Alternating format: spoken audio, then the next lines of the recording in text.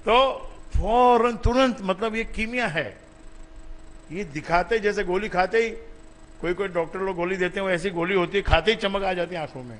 वाह, जैसे energy loss हो जाए धूप में तो दिखाते ना, ग्लूकोज पियो, एक गिलास में ग्लूकोज डाला, एक नींबू डाला, पिया तो फ्रेश हो गए एकदम।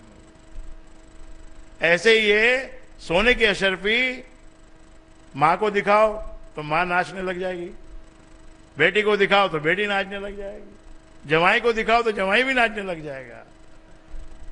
ये सोना है मेरे भाई, सोना है ये। और सोने के भीतर कौन बसता है? सोने के भीतर बसता है कलयुग। ये सोना ने, उसने कहा कलयुग ने, भाई मैं, आप मेरे को मार रहे हो, परीक्षित राजा को कहा, आप मुझे मार रहे हो, ठीक है मेरी गलती हुई, मैंने इस बैल को मारा, इस गाय को मारा, पर मुझे क्षमा कर दो, मैं आपसे माफी मांगता हूं, पर मुझे रहने की कोई जगह तो दो, मैं भी तो आखिर कहीं तो रहूं। हाँ, राजा ने कहा कि बात तो तेरी ठीक है। तो उन्होंने फिर उसको वरदान दिया एक प्रकार से कि तुम कहां कहां रहोगे, कि तुम रहोगे सोने के भीतर। जहां भी कुछ सोना होगा वहां तुम्हारा बसेरा होगा। और तुम कहां रहोगे? शराब के भीतर। जहां भी शराब का, मदिरा का सेवन होगा वहां पर कलयुग में तेरा राज चलेगा, वहां पर तेरा राज चलेगा। मदिरा जिसने ले ली उसके ऊपर सात्विक गुणों का प्रभाव समाप्त हो जाता है, क्योंकि वो तामसी गुण की वस्तु है। और उस पर प्रभाव किसका चलेगा? कलयुग का प्रभाव चलेगा। शराब पे चलेगा, सोने में चलेगा और जुए में चलेगा। जुआ हार गए तो फिर कहीं से भी धन लाके फिर जुए में लगाना ही पड़ता है, क्योंकि जो हारी हुई रकम है वो तो टोटल में आ जाती है कि अपना अकाउंट में भाई अपन 20 लाख हारे हुए हैं, लाओ कहीं से पैसा, लाओ कहीं से पैसा, लाओ, लगाओ लगाओ लगाओ लगाओ, और लगाया और मान लिया आ गए 2 करोड़ 4 करोड़ 5 करोड़, तो फिर कलयुग आ ही गया उसके अंदर में। तो ये इसके बिना, यानी मैं पहले ही कहा आपको कि धन के बिना नहीं चलेगा, इसी प्रकार मस्के के बिना भी जीवन नहीं चलेगा। ये जो भाई ने भजन गाया ना, उसमें यही बताया कि गुरु को भी मस्का लगाओ। तुम गुरु के सामने ऐसे जाके बोले मेरे को कुछ दे, देख ऊपर रहा है, गुण किसी और के गा रहा है, गुण किसी और के गा रहा है, ऊपर देख रहा है और मांग गुरु से रहा है। ये कैसी विडंबना, ऐसे नहीं मिलता है। ये तो सतगुरु के दरबार में सर झुका कर जाइए, सतगुरु के दरबार में सर झुका कर जाइए, नैनों से नैना मिलाकर, नैनों से नैना मिलाकर दिल की बात बताइए। तो हर चीज की एक विधि होती है, हर चीज का एक स्टाइल होता है। उस स्टाइल में, यही स्टाइलें हमको सीखनी है, जिसको नीति भी कहते हैं और फैशन भी कहते हैं। आप किसी चीज का फैशन करते हो तो उसका, उस तरह की चाल भी आपको चलनी आनी चाहिए। जो इंग्लिश फ्रॉक पहनते हैं तो उनको वो पैर भी वैसे रखने आने चाहिए, फिर वो पनघट वाले पैर नहीं चलेंगे।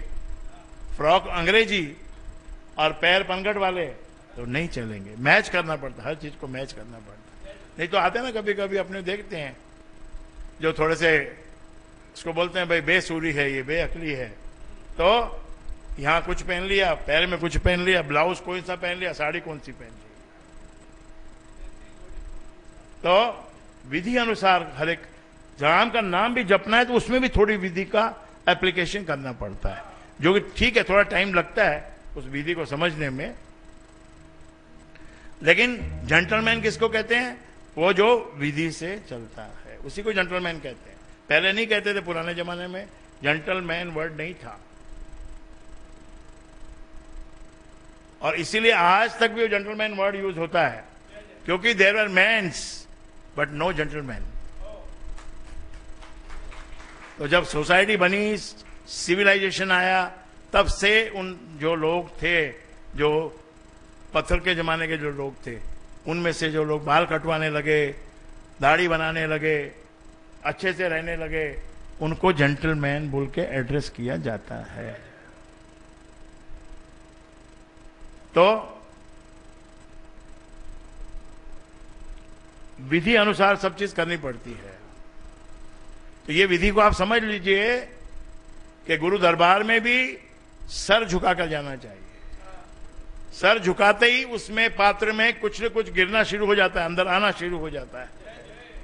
ऐसे घर में भी प्रेम से आपको सबसे बात करनी चाहिए।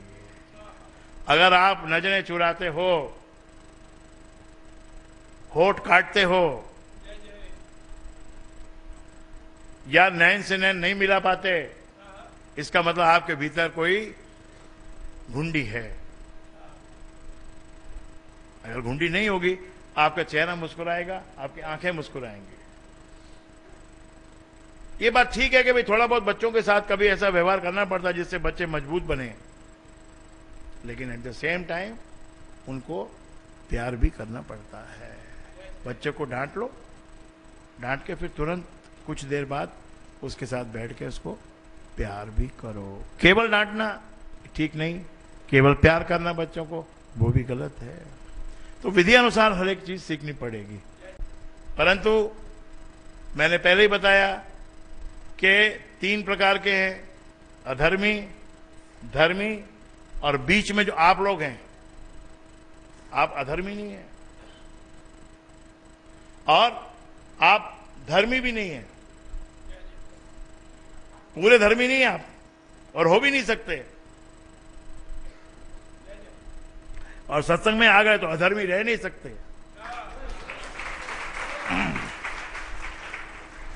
तो यू आर लाइक धर्मी अधर्मी।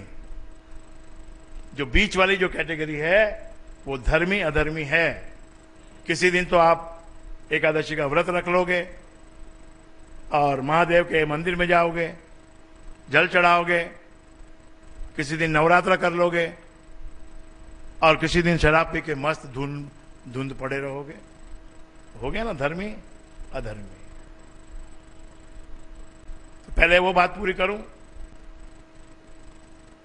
महात्मा जी ने वो क्या किया, वो अशर्फी देखी, आंखों में चमक आई, सोचा मैं तो महात्मा हूं, मुझे ये अशर्फी नहीं रखनी चाहिए। फेंकने का मन किया, लेकिन तो उसमें अंदर कलयुग है, उसके अंदर वो 3 बार पूछता है आदमी को, भाई सोच ले यार, हैं तू साधु बना फिरता है, जगह जगह रोटी मांगता है, ये असर भी रख ले, 2-4 साल का तेरा जो है अनाज का इंतजाम हो जाएगा। बजाय फेंकने के अपने आसन के नीचे रख लेता है और अपना स्नान ये वो जो भी दिन भर चलता है वो करके शाम को संध्या करने जब वो आसन पे आके बैठता है, मन ही नहीं लगता। रोज ध्यान करता था, रोज परमात्मा से बातें होती थी, परंतु ध्यान आज तो लग ही नहीं रहा है। उचाट हो गया, 1 घंटा बैठ के उचाट हो गया, उठ गया, थोड़ा बेचैनी हुई, अगले दिन फिर सुबह उठकर फिर आसन पर बैठ के ध्यान लगाने की कोशिश की, ध्यान नहीं लगा मेरे भाई। 2-3 दिन जब इस प्रकार से बिल्कुल उसका ध्यान जब डिस्टर्ब हो गया, तब उसको ख्याल आया कि मैंने कुछ गलत किया हुआ है। तो ध्यान में आया कि जो अशर्फी जो है ना वो आसन के नीचे रखी हुई है। तब अगले रोज सुबह जब 4 बजे उठा, सबसे पहले आसन को झाड़ा और वो अशर्फी लेके जाके सामने नदी में फेंक दी। और नदी में फेंकने के बाद ऐसा सुंदर ध्यान लगा, परमात्मा ही प्रकट हो गया। तो ये साधु लोगों को पैसे का व्यापार करना, कोई ना कोई बहाना करके, कोई बातें इस प्रकार की करके कि भाई जरूरी है, ये काम बहुत जरूरी है, ऐसी बातें करके जो वो डाइवर्ट हो गए, वो फिर साधु नहीं है, वो डाइवर्ट हो गए। ना तो व्यापारी ना साधु। वो तो सबसे बेकार योनि उसकी है जो अपने आप को साधु कहे और फिर पैसे में रमता फिरे, दवाइयां कूटता रहे, तो वो वैद्य हुआ, वो साधु नहीं हुआ। तो इस प्रकार से 3 प्रकार के विभाजन हैं। बिल्कुल अधर्मी होना ये तो नरक में जीने की वाली बात है। लेकिन ऐसा अधर्मी ज्यादा दिन नहीं रह सकता, उसको कहीं से कोई न कोई चोट मिल जाती है, लग जाती है उसके ऊपर, कहीं न कहीं कोई न कोई संत के संपर्क में आता है तो उसका जो अधर्मपना है वो छूटने लग जाता है और जीवन में थोड़ा निखार आने लग जाता है। ये जग दर्शन का मेला है, यहां पर दर्शन के लिए आए सब, निकलो दर्शन करने। दर्शन का बड़ा महत्व है। क्या चीज का दर्शन किया आपने? समुद्र का दर्शन करो, देखो कितना फर्क पड़ता है, आपके सोचने में कितना फर्क पड़ता है। आपको कोई कविता लिखनी है, कोई आर्टिकल लिखना है, कोई और बात लिखनी है, you select the place, either select the corner of your house, of your room, go into the corner of your room, your brain will start working. Your mind, that subconscious mind and conscious mind, वो जो subconscious में जो पड़ा है और सुना हुआ है,